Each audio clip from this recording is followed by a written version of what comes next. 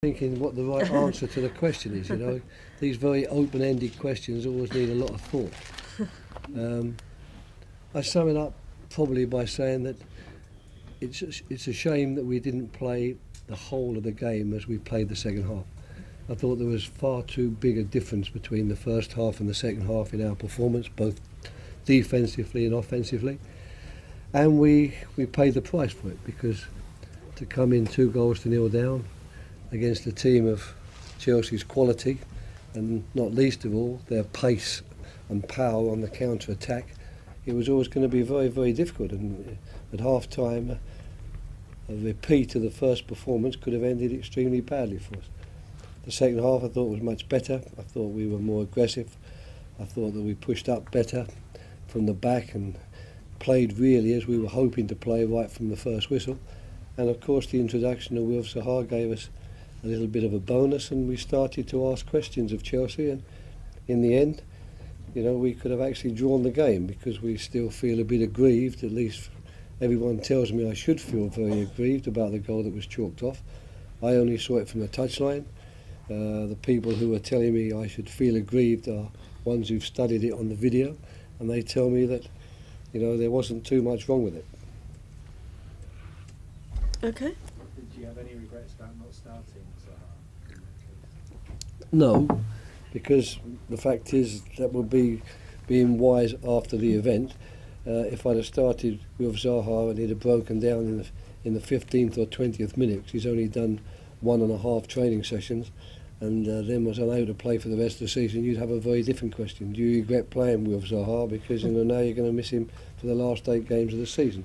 I thought we balanced it up as best we could. I would have preferred to have kept him on the bench longer, but the fact is I was disappointed with our first half performance. Didn't think it was anywhere near good enough. I didn't think we were working hard enough. Didn't think we were posing enough of a threat, and I didn't think we were passing the ball well enough. So I'm afraid the temptation to bring a player of his quality on was too strong a temptation for me to resist. And how much optimism does the second half performance give you for the rest of the season?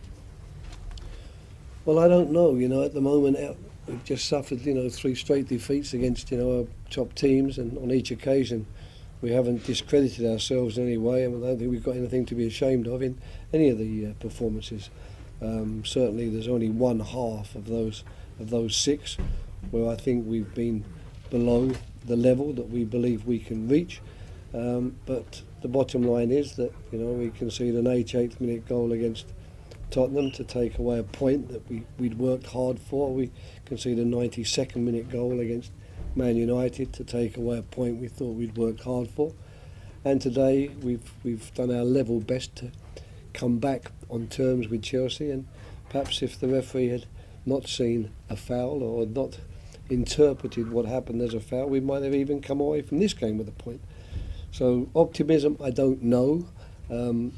I think it's very clear to me and very clear to the players what we've got to do in these last 8 games, and it will be really to reproduce 5 of these last six halves that we've produced, and to make certain that we leave no stone unturned in our fight to stay in the league. As far as you are aware, has Zaha come through? Yes. Roy, clearly he couldn't have played today in any case, but are you confident that maybe Ruben Loftus-Cheek can be a contributor for you in the final stretch? Well, we know he can be in terms of his quality. When he got injured and returned to Chelsea for treatment, he was a major contender for a place in the England World Cup squad, and had played the last 2 matches for England. So the big question is now, can he get back and reproduce that form? I see absolutely no reason why he can't. He's been past fit from the injury. He couldn't have played today. In fact, we still haven't seen him because he's trained with Chelsea all week anyway. But from next week on, he'll be back in training. Johan Cabaye will be back in training.